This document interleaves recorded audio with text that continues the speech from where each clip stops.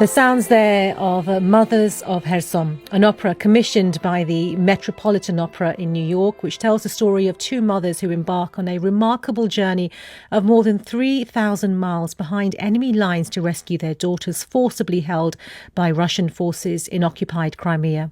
Since Russia's full-scale invasion in February 2022, tens of thousands of Ukrainian children have been abducted and subjected to forced re-education programs inside Russia.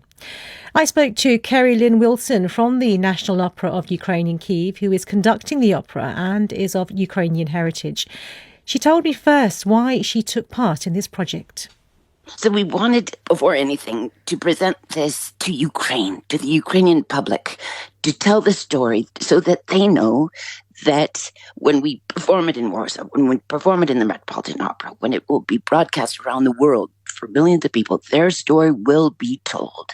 So last night was a concert version of highlights of the opera. And yes, we had many mothers from Kherson who were in the audience.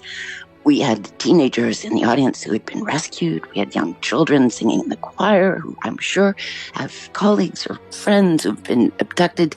Very emotional.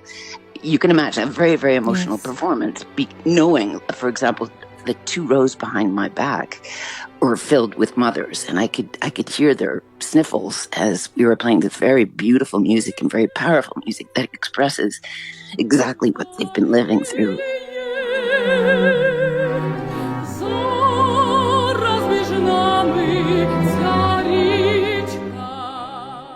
To sum it up, there was one mother who came up to the singer who played her role, the role of one of the mothers. She said to the singer, "You know, you are telling my story, and unfortunately, I wasn't able to rescue my child. But hearing your words, hearing you sing everything that I went through was healing for me, and it made me feel better."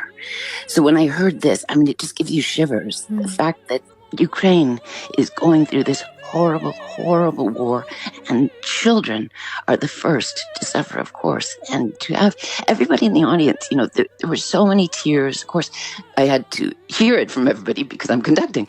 The tears and the feeling of actual hope. After this performance, they felt that they were being supported and their voices were being heard. That is really why we are doing this project. This is why we are fighting for Ukraine on the cultural front every day, because they need to know that we're there for them. You know, it's a way of giving them emotional support. But this isn't just a job for you. This is something, Ukraine is a country that you have strong ties with personally. Just explain the personal significance of this. So I'm very proud of my Canadian roots. I grew up in Canada in a Ukrainian community. And at the start of the invasion, I have a cousin who dropped everything in 2014. And he was my inspiration. He was a professor of art and journalism in Chernivtsi, which is a town in Ukraine. He went right to the front. He was in Bakhmut and has been in the army ever since. And, you know, he was really my inspiration to take my baton as my weapon and do something. You know, I have done everything I possibly can. I'm, you know, of course, with the Ukrainian Freedom Orchestra, the music director, and also with the Kyiv Opera, which is based in Ukraine. So I come to Kyiv about 5 to 6 times a year, as well as the Kyiv Opera, Kyiv Philharmonic, every artistic institution that has an orchestra. I'm happy to come and conduct when I have time. And it's a way for me to help promote Ukrainian music, especially with the Kyiv Opera. They're exclusively Ukrainian music. We commission contemporary composers. We discover old works that for so long have not been actually played by Ukrainians in their history.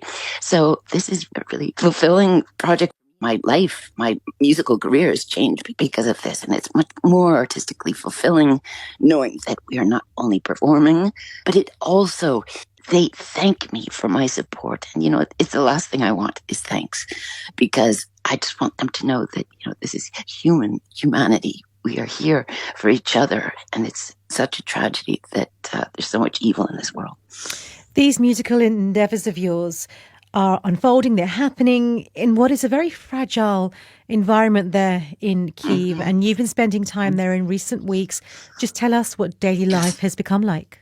Well, unfortunately, I'm almost used to the bombing as well, because I've been coming here so often since 2023. But I have to say that in these last 2 weeks, we had the most intense attacks. We had, I believe, I think it was 40, I don't want to give a wrong number, 43 ballistic missiles one night. And it was the very first time that I actually felt my hotel shaking.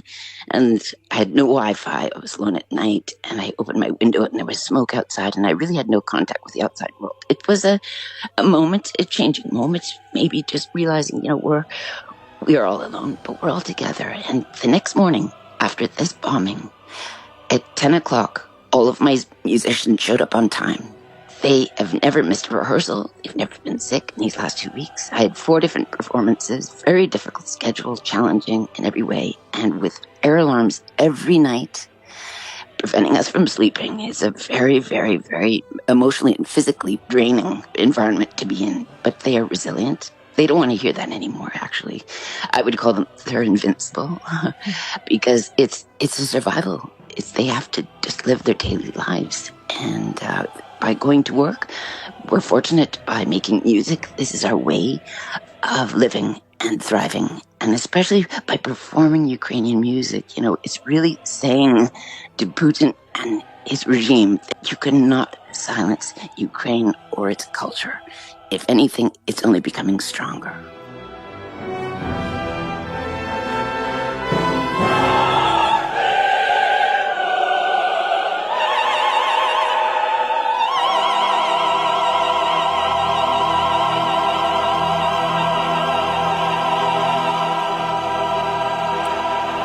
That was Keri-Lynn Wilson, who is conducting the opera Mothers of Kherson. Peter, I'll turn to you first. What struck me from my conversation there with Keri-Lynn was that closing line where she talked about her musicians turning up no matter what they had endured in the hours and days before, the violence being the worst it has ever been in Kyiv. What is your reaction to that? Well, opera lends itself to the tragedy and the horror, but I think as commissioning new works of art that will survive for generations, it's incredibly important to memorialize the horrors and the suffering of individual people, and particularly of mothers and their children. So, I think it's wonderful to see these things being created and being performed.